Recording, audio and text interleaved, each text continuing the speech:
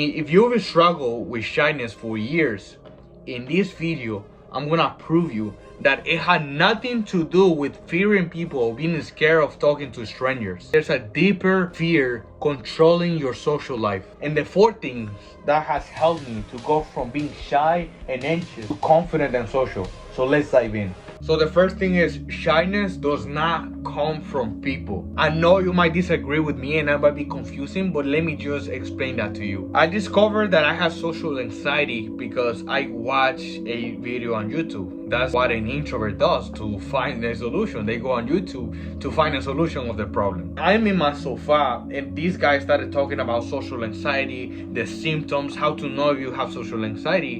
And for me, I was like, wow, like I have all of the things that he said, the heart racing, the shaking my hands and everything. I have all of them. I have social anxiety, which back then it was good for me because I was like, that's why I feel this way. I was not born this way. I just have a mental health or a disorder. So one of the things that he said is, just go out there, man, and just put yourself out there and you'll be fine. You'll be able to overcome your social anxiety. So that's what I did. Although it was hard as fuck to put myself out there, to start conversations with people. Of course, I started to take baby steps. I would ask people for the question, hey, excuse me, man, do you know what time it is? I would give compliments to people. Hey, I like your shoes. And every day I'd be like, oh my God, I'm making progress. I just talked to 3 people, so I'm making progress. I'll be free from social anxiety soon. So that's what I started doing for days and then weeks. I was just talking to more people. I was just saying hello to strangers. And then it was kind of good because when I would walk in the hallways, they would say hi to me. They would be like, hey man, how you doing? How you been? Because I spoke to them once, which was kind of like, it was positive back then, but it was not the solution. After reading 10 books about social anxiety, I finally understood why that didn't work. This is where social anxiety and shyness comes from. So what I had to understand is that my shyness and social anxiety was not coming from a lack of practice of talking to people or was not putting myself out there. It was more of beliefs that I had about myself. So this is what I want you to understand. The reason that you feel anxious around people. So right now, if you ask yourself and you have to describe yourself, you're gonna say negative things like I have nothing interesting to say, I'm boring, this and that, right? There's something wrong with me and people don't want to be my friend. This is why it is so scary when the spotlight is on you. When you are either seen or heard, it is so scary because all that they can see is a loser. Is someone that is boring as fuck.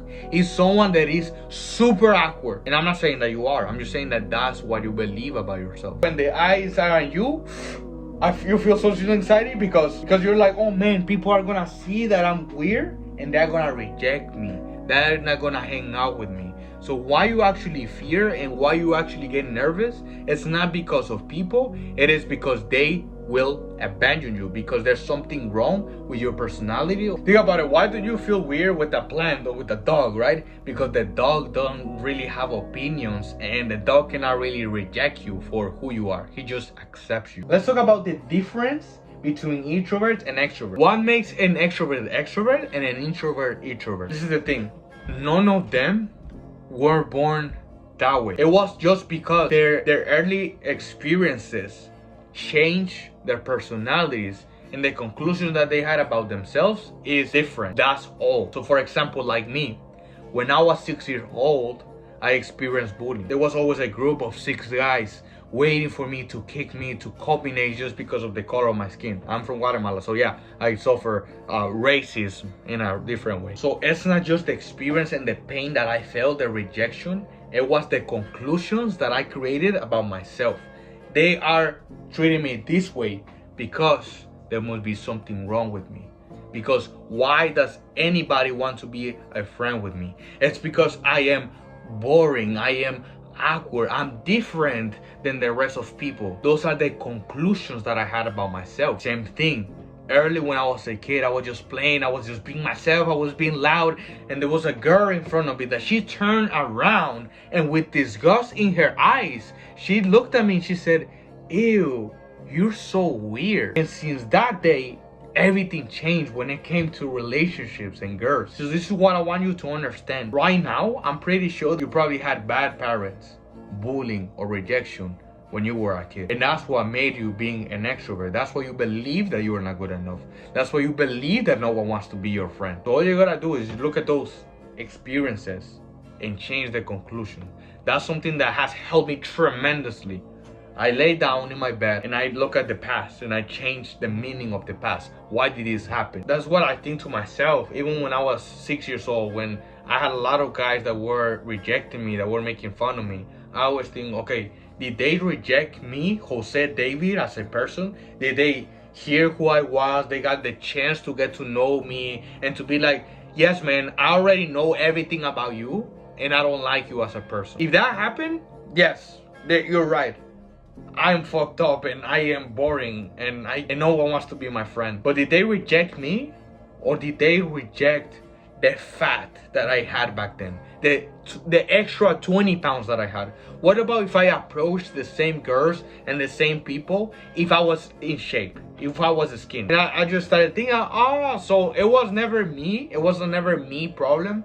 It was just the fat that I was carrying. It was just that I was not in shape back then. And same thing, why did they reject me? Why did they make fun of me? Why did they bully me when I was 6 years old? Was it because I'm so stupid and they're like, yes, man, like, Jose David, listen, man, we know everything about you and you just suck, man. I'm so sorry to tell you this, but you just suck. No, it was just that, and I can see it so clearly, it was just that this guy, that was the leader, this guy said, let's pick on him, because this guy probably had problems at home, right?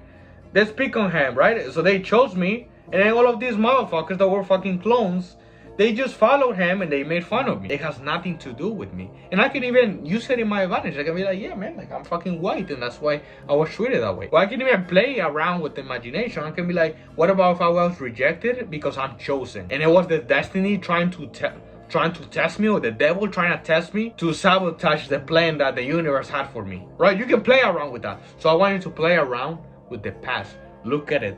Change the conclusions that you form about yourself. Why do you believe that about you? Why are you boring? Why are you not interesting? Why, if I talk to you right now, why don't I want to be your friend?